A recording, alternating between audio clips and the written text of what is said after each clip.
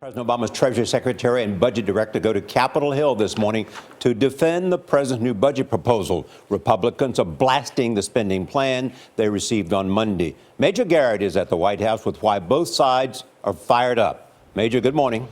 Good morning, Charlie. The White House says budget deficits are now economically manageable, and the president's budget makes no attempt to balance the federal books, now or ever. And that means the nation's $18 trillion debt will continue rising. I want to work with Congress to replace mindless austerity with smart investments. The president's $4 trillion budget seeks $74 billion in new domestic spending this year, divided roughly equally between defense and domestic programs. The deficit would be the lowest of the Obama presidency. But the plan does little to tackle some of the nation's largest long-term fiscal problems. We borrowed a lot of money during the Great Recession. Debt as a fraction of the economy is very high.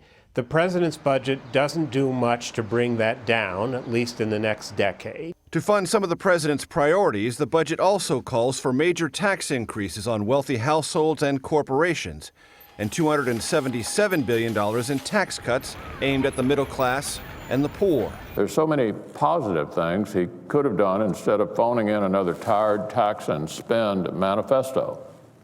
We basically see the same thing every year. Republican leaders in Congress have vowed to pass an alternative budget that blends spending cuts and targeted spending increases.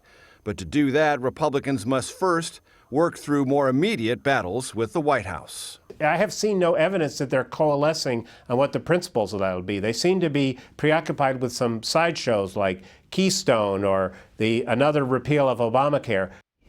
Speaking of Obamacare, the House will vote again today to repeal it, and the Senate will vote to end the president's actions on immigration. White House vetoes, which Republicans cannot override, await both. Gail? All right, Major, you okay? When you threw it to Charlie, you just went, "Good morning, Charlie." You all right? It's a little cold out here this morning, Gail. All right. I'll give you a fresh weather forecast from the White House. It's awfully, awfully cold. Okay, go inside. Major, thank you. It's always good to see you.